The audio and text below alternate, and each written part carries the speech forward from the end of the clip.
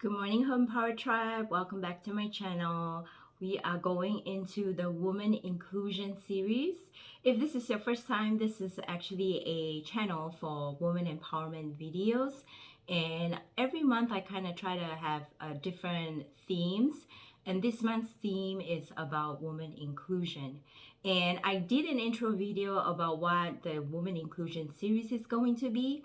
And for this episode, we are going to talk about woman bullies. And I'm just going to read from my notes. So if I'm looking down, I'm just reading through my notes.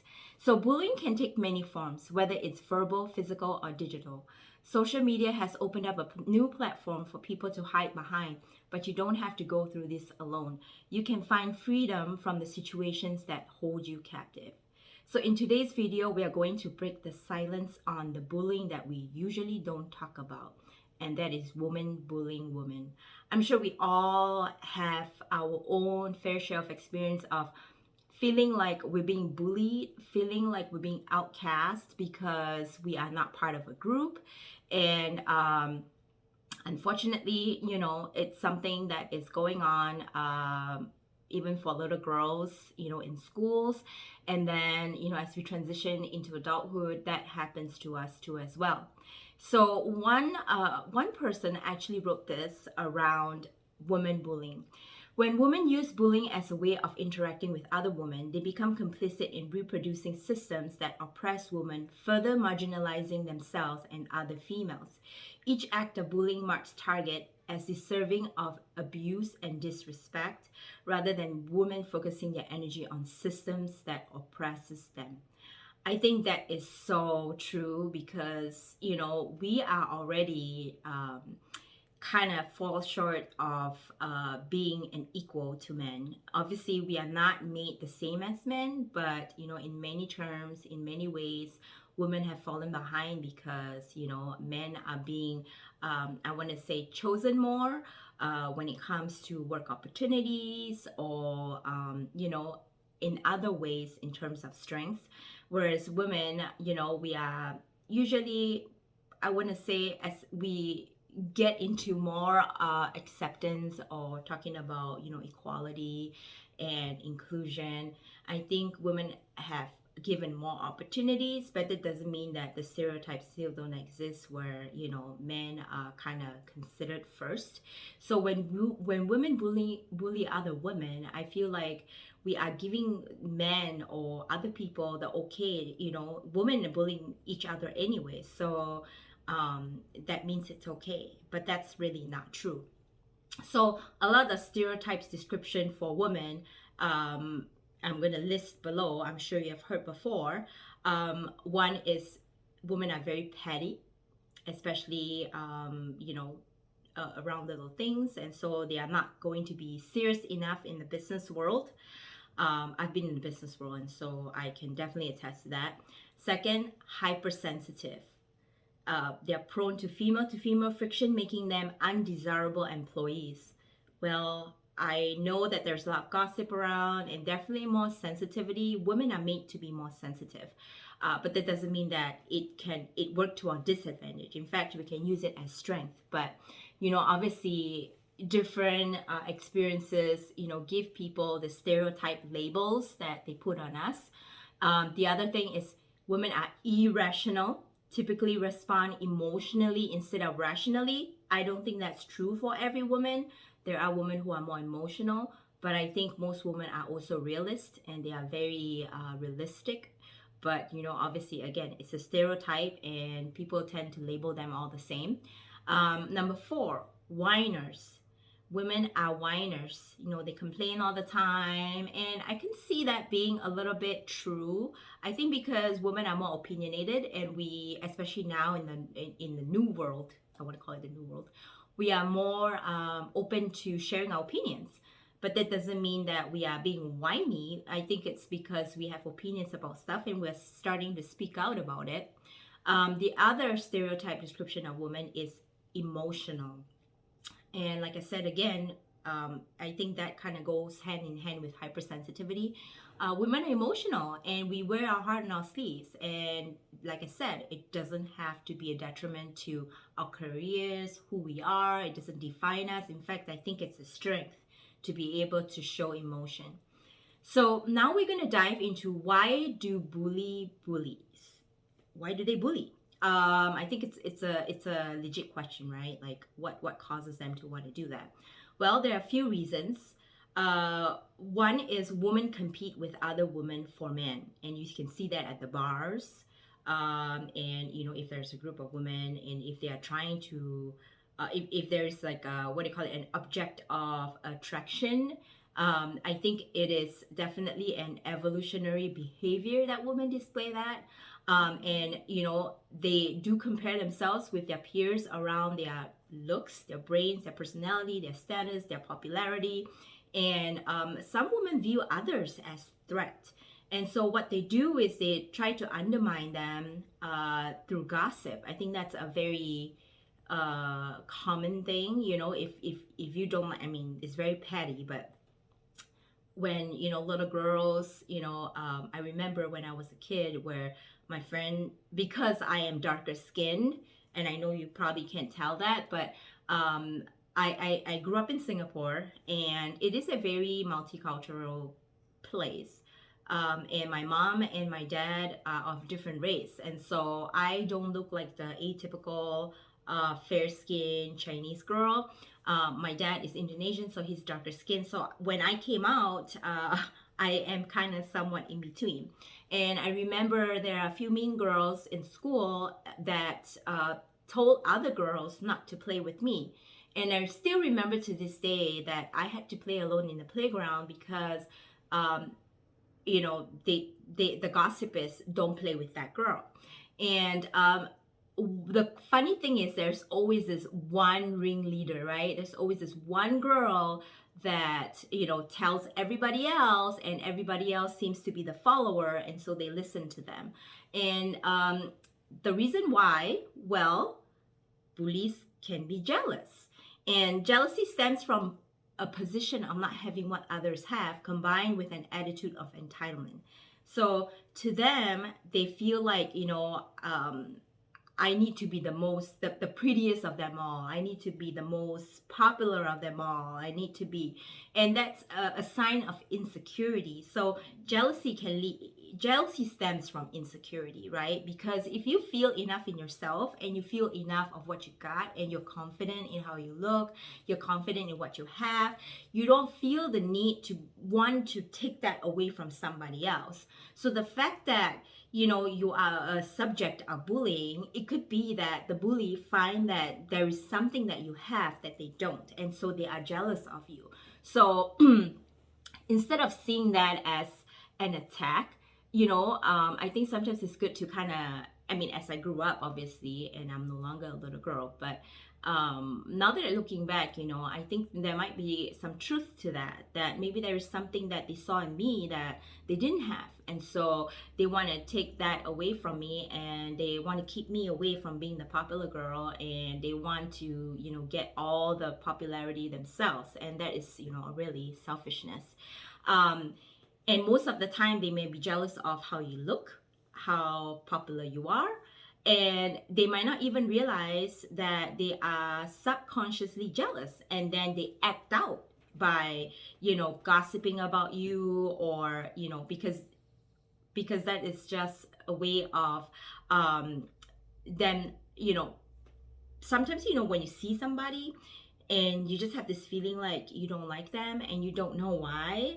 And I always feel like it's a mirror for yourself, right? Maybe what you see in others, that one thing that you didn't like about them is something that maybe a characteristic that you didn't have, or you feel like you lack of, and so you feel like you don't like that person. But really, now that I've gone through more in my spiritual journey, I realize that those are actually great lessons in life. When you find that there is something about that person that kind of irks you somehow, and you just can't pinpoint, like, this is my first time knowing them, I don't even know who they are, but I feel a sense of something is not right. I just don't like it. And it could be that they are mirroring back parts and bits and pieces of yourself that you do not have, and that is kind of triggering your shadow self. And bullies love power because it makes them feel good. You know, they love power because they make them feel like they are better than others. And I think that there are some women with this superiority complex, right? They want to feel like they're better than others, and they always criticize when someone, don't look as well dressed as they are, maybe not as kept as they are. And like I said, there's always this ringleader or queen bee, and they're usually extroverts. They're very social, and they're very charismatic, and they do have, fun personality. And so usually that kind of attracts people to them, but that doesn't mean that the introverts are not the same way, but in a quieter manner, if that makes any sense. And I feel like women tend to view women in terms of class. So if she's very ghetto, and I'm saying that word not in a mean way, but people label them ghetto because they are just like from the hood, and they are just rough to look at and whatever. And then there's some who are plain Jane, like they're so boring, they just look normal, and they don't have any personality or characteristic. And then some who are more elevated, they feel like they're more elevated because they're dressed well, and they are more what do you call it, they have more social etiquette. But we are not all raised the same way, right? And I don't think that social etiquette, depending on where your brought up is, you might not be exposed to, oh, this is how I should behave in public. And so they carry through this carelessness without realizing that, because they are not exposed to that kind of upbringing. And so I think that there needs to be an element of understanding. And just like those bullies, and I used to, I not used to. I do not like bullies. Obviously, we all don't. But there's an element of empathy in me when I see people putting others down, because I feel like they maybe have been exposed in their upbringing where maybe their family is behaving in such a way where they classify people and they label people based on how they look. And so if they are brought up in that environment, that is how they see the world. So we are all seeing the world in such different ways, and we become who we are based on those experiences. And so I think that bullies are bullies because of their upbringing, and I don't think they choose to be bullies, although maybe the environment created a monster, right? So I think it's very important for us to maybe sometimes show some empathy. I know it's hurtful, but I think that if you look at it in a different way, right? Like how I'm looking at it right now, when someone is mean to somebody, maybe someone is just feeling so entitled that they can speak to someone so demeaningly. It's like, I really feel sorry for you that you have no empathy for others. I feel sorry for you that you can't speak to others with respect. But the other thing is, bullies are not necessarily only the extrovert ones. There are quiet bullies too. So quiet bullies use a variety of predictable form of relational and social aggression. The most common are planting false or partially false narratives about targets, dreaming with faint praise, offering a compliment and quickly dialing it back with a statement of deficit. So they act nice, but then they say something sarcastic. We all been there. Using others to lodge complaint about the target. Yeah, they always use people. They don't go to you directly and say they don't like you, which I think that's very cowardly. But then they gossip about you, and they, kind of build their tribe of bullies. And I think that is just sad. Demonstrating apparent care and concern to build trust, and then taking advantage of trust to embarrass or humiliate the target by sharing information provided using the guise of friendship or mentoring. I've seen this 1,000 times, right? That's why we are so guarded. Nowadays, people are very guarded. Why? Because they realize that they cannot trust everybody they meet. And people who wear their heart on their sleeves like I do. I'm very open, I'm very blunt, and I'm very direct. And I tend to pour my heart out to somebody else, right? I know if they pour their heart out to me, my value is I will not, I will protect that conversation. I will know that it is private between us. Whatever is shared is between us, and nobody else have any business to know about anything we say. But unfortunately, who we talk to might not have the same mindset, mentality, or values, and so to them, it's like, oh, it's free for all. Now I have this, secret information that she just shared that is making her vulnerable. Now I can use this against her, to let others know that, she's not as strong as she appears to be, and that happens all the time, especially in a workplace environment. Gaslighting, telling a target that the target has made an error, or insulting the target, then denying that they have done or said what they said. Some of these people, they act stupid, like they don't know what they're doing, but they really do. So we can all, say that we have experienced this at least once in our life. Refusal to engage, avoiding, or shunning. So maybe they just, disregard you. Maybe they just don't acknowledge your existence. Maybe when you are invited to a social environment and you clearly know who this person is, but they just like not even come say hi to you, and they don't have to, but at least smile, acknowledge, and some people just pretend you're not there. Moving the goalposts, stating objectives on benchmark only to have them change when the target reaches them. That is true for sometimes friendship, definitely in a workplace environment. If you have a female boss, that could definitely happen to you. Shunning or ostracizing the target. Recommending that others complain about the target. And sometimes, why I want to share this specific points is because sometimes people are not as attuned or sensitive to themselves, being bullied. I remember I was so naive. I didn't know that I was being bullied. I was just thinking that something is wrong with me. Something was wrong with me. But really, nothing is wrong with me. I just didn't realize that was bullying because I couldn't recognize it. I didn't know that was happening to me. And I think sometimes, when people don't realize that they're being bullied, the bullies find them a fun target because, like, in their minds, this girl is so stupid. Like, I'm just being mean to her and she didn't even know, and now she becomes like a fun thing, like a play toy to poke fun at any chance they get because she's oblivious. She doesn't know about it anyway. But really, sometimes not knowing is definitely a blessing. But I think it is good to know the signs of bullying, because sometimes bullying is not like outright yelling at you or being like antagonizing you in public. It could be very subtle and silent. And all I can say is you might go home just feeling like something is not right. You didn't like it, but you couldn't quite pinpoint because you didn't realize that is bullying. And why I want to make this video is because I want you to realize that bullying can take place in so many forms. It doesn't have to be overt, it can be covert. And learning to identify that, you might be a target of bullying is very important, because why? I always believe you teach people how to treat you, right? If you don't know, you really don't know. You don't know what you don't know. But if you know that maybe these are signs of you are being a target of bullying, then you want to start to stand up for yourself. It doesn't have to be abrasive. It doesn't have to be aggressive.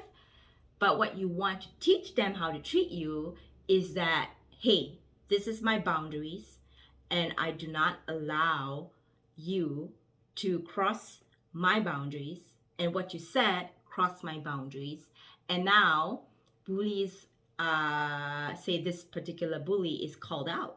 Oh no, she realized I'm bullying her. She's not stupid. Okay, so now they would think twice before they make you a target. There are so much more that I want to go into. Next video, we really want to talk about the different types of bullies, forms of bullying, really. Bullying in the workplace, bullying on the internet, mom bullies. and how do you respond and set those boundaries. So hopefully this video helped you identify, and like I said, it does not have to be like, when you're an adult, you're not put in the same situation all the time, like when you go to school and it's always that same bully, same girl. And in the workplace, or in adulthood, we come across different female personalities, in different environment, in different circumstances. And sometimes it's really about setting boundaries, and it could be a one episode type situation. You meet this person and they are very abrasive, but that is how you start building your boundaries, and you start showing yourself self-respect. Self-respect is not allowing that bully to happen, not even once. So I am very quick to tell people off, not in a mean way, but in a way. And what I mean by teaching people how to treat you is you are really showing others what you are about, what your values are, what you allow and not allow. And you would see that once you start doing that, and it's very uncomfortable at first, it's like, oh my God, am I going to start this conversation with this person? Do you want to go into that every single time? No. But I think the more you are able to pick it out, and you're able to call it out, and you're able to tell people who you are, when you make and set those boundaries, you teach people how to treat you, and you start to grow more respect for yourself, and you start to have a standard of how people should or shouldn't talk to you. And obviously it is going to be different for everybody, but at the bare minimum, people need to respect your opinions, and respect your space, and respect the conversation, and respect what you allow and not allow in your life. Because I feel like we are sacred, right? We are it's important for us to value who we are, and that's part of loving ourselves. That's part of self-care. And I just wanted to leave you with this video. Hoping that this is helpful. And I'm looking forward to going and diving into the different forms of bullying in our next video.